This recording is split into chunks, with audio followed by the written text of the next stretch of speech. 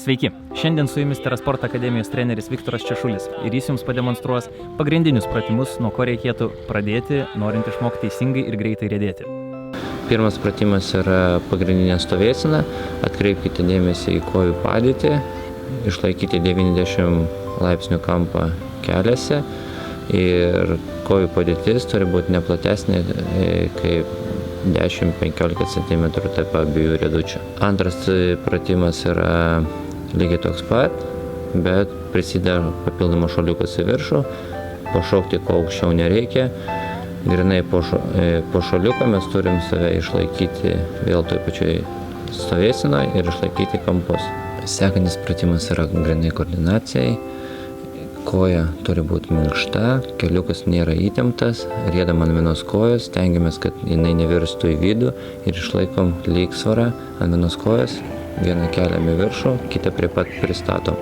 Pradžioj koja gali liesti į žemę, bet vėliau stengiamės koją išlaikyti visą laiką pakeltą ore, tik pridedam prie kitos kojos ir vėl grįžinam ją į viršų.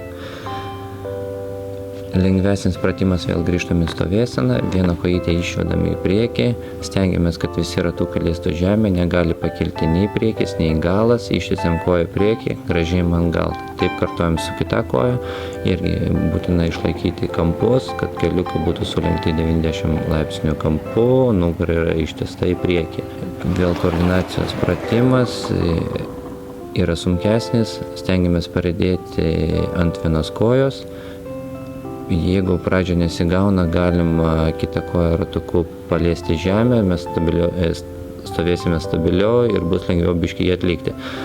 Bet jeigu esate pažengę, stengiamės riedėti ant vienos kojos, kita yra pakelta, keliukas prispaustas prie kitos kojos, kad nesitabaluotų gale.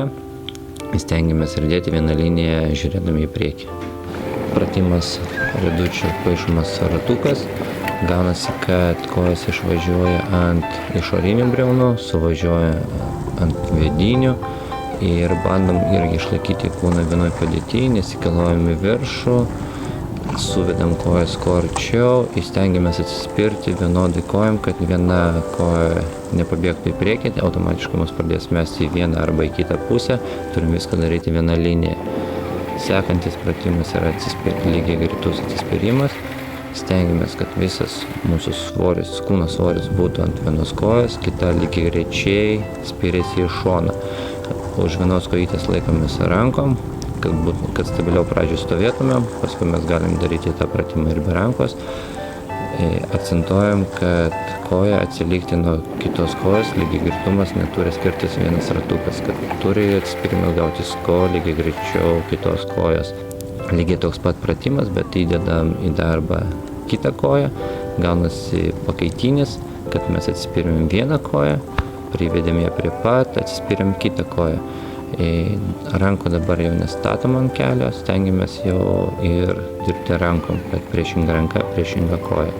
Kūno padėtis lygiai tokia pat, nekylam į viršų, bandom save išlaikyti vienoje linijoje.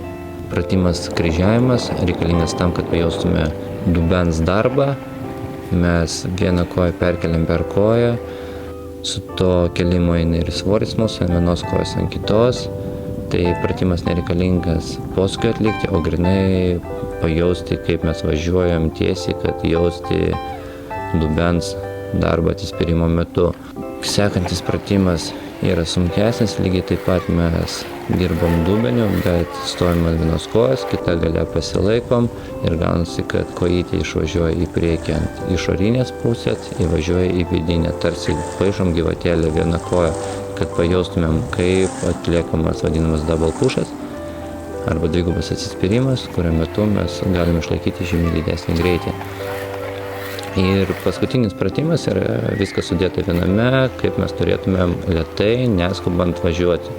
Akcentuojam į kūno padėtį, kad pečiai yra vienoje juostoje, keliai yra sulenkti, lygiai greitus atsispirimas, po atsispirimo koja prieina prie kitos kojos ir spirimės į priekį. Stabdymas. Vienas svarbiausių gal riedėjimo sudedamų dalių, kad mes turim mokėti sustoti kuo greičiau ir išlaikyti pusiausvyrą, lygsvarą. Viena koja priekinė yra sulenkta, jos yra padėtas mūsų visas svoris, gale koja įsitiesia tarsi T formą suformuojam iš riedučių ir bandom po biškį ne iškart, bet tolygiai spausti ją į asfaltą ir galutinis mūsų spaudimas yra, kad sustotų pilnai riedučiai. Posūkis viena iš sudedamųjų riedėjimo dalių. Pradedam posūkį mokytis nuo atsispyrimo vieną koją. Atsispyrimas turi būti atliktas lygiai taip pat kaip ir riedant tiesiąją, lygiai greičiai kitam riedučiui. Visas svoris mūsų yra ant vienos kojos. Koja vos palinkusi į posūkio vidų, kad įsilaikytume posūkį, kad mūsų inercija neišmetinėtų iš jo ir spyrimės lygiai greičiai pilnai ištiesiant koją. Pečiai yra palinkę į priekį, keliai sulenkti 90 laipsnių kampu. Darant posūkį, kryžiuojant kojas, reikia akcentuoti tas pačias klaidas, kad žmonės pilnai neištiesia kojas ir tada iš didelio greičio mus pradeda išmetinėti iš posūkio. Taip pat mes turime tiesti koją pilnai po atsispyrimo. Svorio centras mūsų turi būti nukreiptas į posūkio vidų, o ne iš posūkio, nes inercinė jėga mus išmeta iš posūkio. Mes turim visą svorį stengtis kuo arčiau padėti grindinio. Tada mes stabiliai galėsime veikti posūkį dideliu greičiu. Atlikdami šios pratimus pagerinsite savo fizinę formą bei koordinaciją ir labai greit išmoksite riedėti. Stenkitės.